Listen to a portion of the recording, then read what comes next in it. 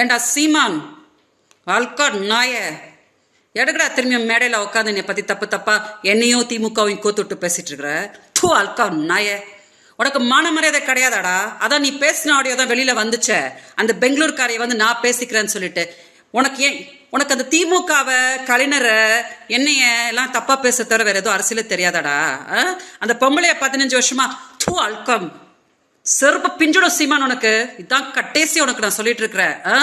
நான் ஏதோ செவனேன்னு பெங்களூர்ல சொல்றேன்ல, உங்க ஆட்கள் வச்சு பேசாத, நானாவை பத்தி பேசாதன்னு சொல்றலோட நாய. அப்போ நீயும் வாய மூடு.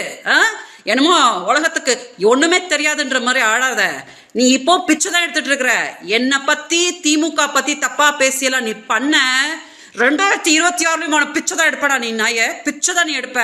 எங்க அக்கா பேரலிசிஸ் ஆகி படுத்து கிடக்குறாங்க பிச்சைக்கார நாய. அதனால நான் வந்து உன்னை பொறுமையா விட்டுக்கிட்டு இருக்கிறேன். எங்க பாவத்தெல்லாம் கட்டிக்காத சீமான். 46 வயசு வரைக்கும் நீ பிச்சை தான் எடுத்துக்கிட்டு இருந்த கல்யாணம் ஆகாம.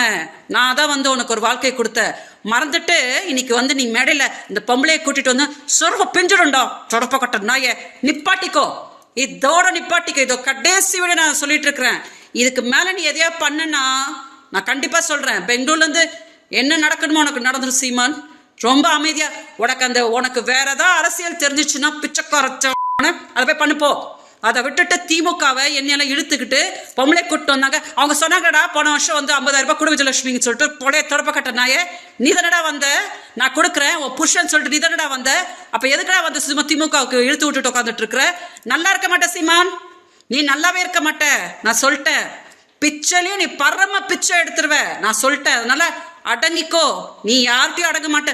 அடங்கி நீ யாரும் அடக்க முடியாதுன்னு நினைச்சுக்காத. நீ அப்புறம் அடங்குனா நீ எப்படி ஆயிடும் தெரியுமா? பிச்சைக்கார நாயமா நிக்க வச்சுரும் காலம். அதனால நிப்பாட்டிக்கோ. பெண் சாபத்தை கட்டாத. அதுவும் என்னைய ரொம்ப கிழுக்காதடா.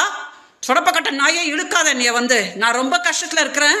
இப்ப என்னோட வயிற்றுல கட்டினா நல்லாவே இருக்க மாட்டேன். அதனால இதான் கடைசி.